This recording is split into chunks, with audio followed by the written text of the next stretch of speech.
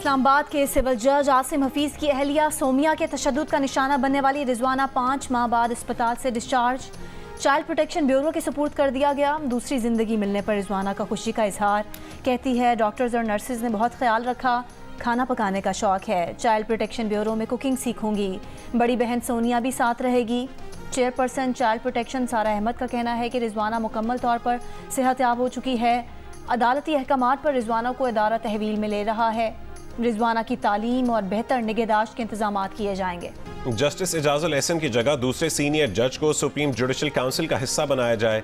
Justice Ijajul Ehsan को justice Mazahir के खिलाफ शिकायत सुनने वाली काउंसिल से अलग होना चाहिए। जस्टिस मज़ाहिर नकवी के खिलाफ सुप्रीम जुडिशल काउंसिल में कार्रवाई के मामले पर मियां दाऊद एडवोकेट ने सुप्रीम कोर्ट में दरख्वास्त दायर कर दी। जस्टिस मज़ाहिर के खिलाफ करप्शन मिसकंडक्ट का रेफरेंस जुडिशल काउंसिल में ज़ेर समात है। साइल की शिकायत पर judicial council justice Mazahir Naqvi को दूसरा शो कॉज जारी कर चुकी है।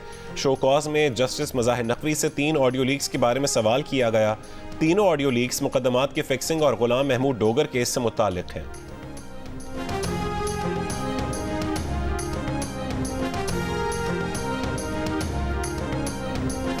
बानी चेयरमैन पीटीआई की तोशाखाना रेफरेंस फैसले के खिलाफ अपील वापस लेने की दरख्वास्त मुस्तरद। इस्लामाबाद हाई कोर्ट के चीफ जस्टिस आमिर फारूक ने दरख्वास्त मुस्तरद करने का फैसला सुना दिया। इलेक्शन कमीशन ने 21 अक्टूबर 2022 को बानी चेयरमैन पीटीआई को नाअहल करार देने का फैसला दिया था। बानी चेयरमैन पीटीआई ने फैसले के खिलाफ गुज़िश्ता बरस 28 अक्टूबर को हाई कोर्ट से रुजू किया था। लाहौर हाई कोर्ट में मामला ज़ेर इल्तवा होने के बायस फैसले के खिलाफ बानी चेयरमैन पीटीआई ने 18 जनवरी को अपील वापस लेने की दरख्वास्त दायर की थी। 13 सितंबर को फरीकैन के दलाइल के बाद अदालत ने फैसला महफूज किया था।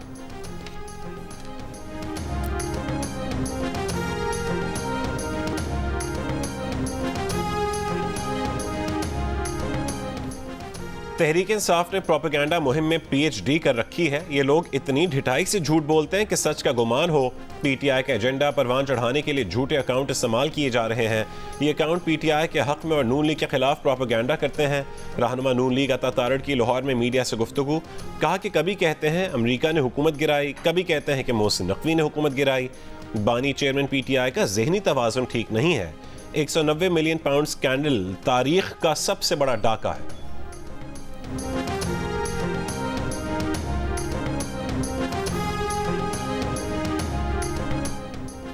चीन का अफगानिस्तान की तालिबान हुकूमत पर तमाम ममालिक खासकर पड़ोसियों से ताल्लुकात ठीक करने और दहशतगर्द ग्रुप्स के खिलाफ कार्रवाई के लिए जोर। तालिबान हुकूमत को दुनिया में तस्लीम कराने के लिए सियासी इस्लाहात, सिक्योरिटी और हमसाया ममालिक से ताल्लुकात में बेहतरी को ज़रूरी करार दे दिया। चीनी वज़ारत ख़ारजा ने कहा अफगानिस्तान को बैनुल अक़वामी बिरादरी से खारिज नहीं करना चाहिए। उम्मीद है अफगानिस्तान में जामे सियासी ढांचा, मुतदिल और मुस्तहकम मुल्की और खारजा पॉलिसी तश्कील दी जाएगी।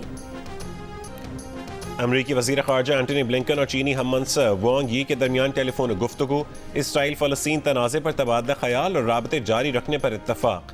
अमरीकी वज़ीर ख़ारजा का इसराइल फ़लस्तीन तनाज़े को फैलने से रोकने के लिए इक़दामात पर जोर। चीनी वज़ीर ख़ारजा ने गज़ा में जंगबंदी और जल्द अज जल्द जंग के ख़ात्मे को अव्वलीन तरजीह करार दिया। तनाज़े के 2 रियासती हल के बीजिंग के मुतालबात को भी दोहराया। कहा कि चीन इस मकसद के लिए तमाम फ़रीक़ैन के साथ मिलकर काम करने के लिए तैयार है।